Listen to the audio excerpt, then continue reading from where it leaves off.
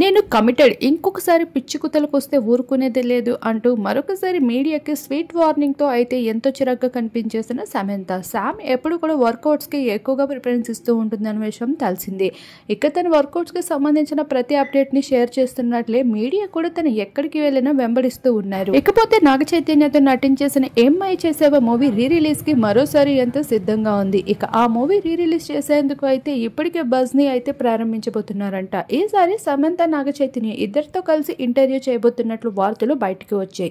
అయితే వీరిద్దరూ కలిసి ఇంటర్వ్యూస్ చేయబోతున్న వార్తలపై నెటిజన్స్ అయితే కాస్తంత ఎక్సైటింగ్గా ఉండడం, మీడియా సైతం ఈ ప్రశ్నలపై మరోసారి ఇబ్బంది పెడుతూ వచ్చేశారు శామ్ని. ఇక శామ్ వర్కౌట్ వెళ్తూ ఉండగా ఆ సమయంలో మీడియా వాళ్ళు తనని వెంబడిస్తూ వచ్చేశారు.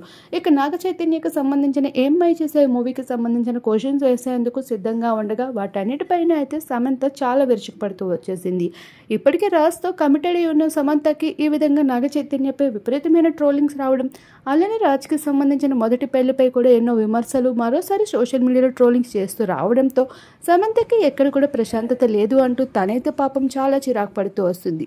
ఇకపోతే మీడియాకి విపరీతంగా అయితే స్టాప్ చేయమంటూ ఇటువంటి నాన్ సెన్స్ క్రియేట్ చేయొద్దని అంటూ గట్టిగానే వార్నింగ్ ఇస్తూ వచ్చేసింది. ఆ విజువల్స్ వైరల్ అవుతున్నాయి.